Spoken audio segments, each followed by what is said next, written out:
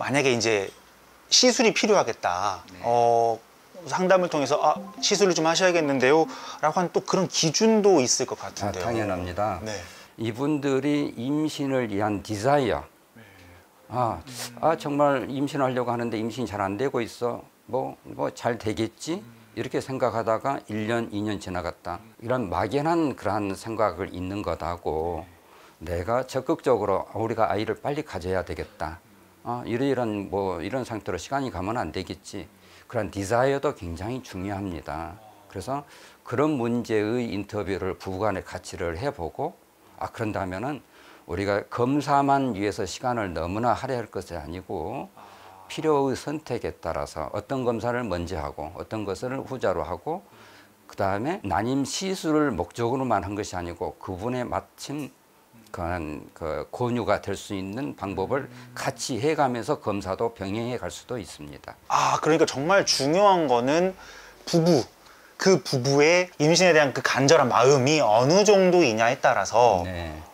조금 치료 방법의 이 순서나 이런 것들이 네. 달라질 수 있겠다라시는 그렇습니다. 거죠. 그러면 그 시술도 저는 이제 맨날 이 뉴스만 보면은 뭐 시험관이다 뭐다 하는데 사실 또 굉장히 많은 종류가 있더라고요. 네네네. 어떤 시술들이 있을까요? 그래서 여성 환자의 원인이 우리가 수술적으로 치료를 해서 충분히 될 수 있다 한다면 이것은 수술적인 치료가 먼저 우선이 될 수가 있습니다. 이것도 난임에 대한 치료 방법이죠. 네네. 어떤 쉽게 말해서 인공수정, 시험관나 이것만이 시술은 아니다. 네.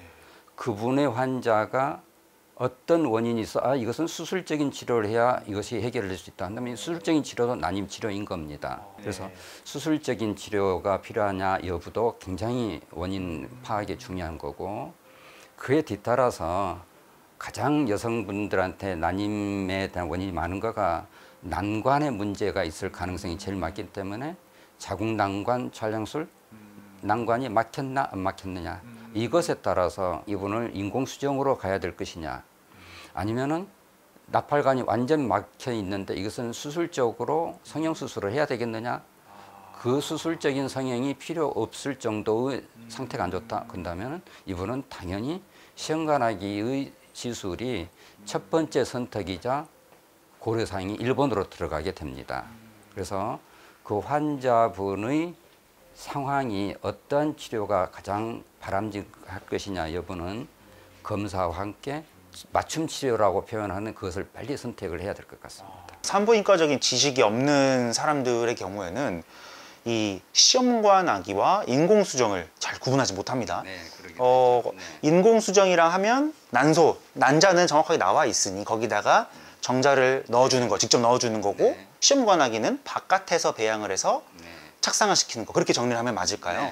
인공수정이라 하는 부분은 부부간의 성생활에 하지 않고 여성의 체내에서 수정할 수 있는 방법을 도와드린다. 그 말은 여성의 배란기 시기에 남편의 정액을 받아서 이것을 특수 처리하는 그런 과정이 있습니다. 그 처리하여 가장 건강한 정자만 한 0.5cc 이렇게 선택을 하여 여성의 배란기에 직접 자궁 내에 주입해 주는 시술 방법입니다.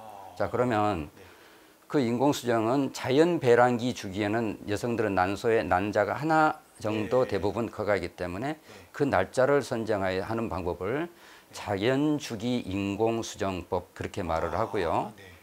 임신율을 조금 더 잘 될 수 있도록 도와준다 하면은 난자가 하나가 아닌 여러 개가 난자가 커가게끔 과배란 유도를 하고 그 배란기 시기에 맞춰서 인공수정하는 방법을 과배란 유도 및 인공수정법 그렇게 말을 합니다. 그 다음에 이제 흔히 말하는 이제 시험관하기 시술이라고 말하는 이 방법은 체외 수정 및 자궁 내 이식 수술 그렇게 말을 합니다.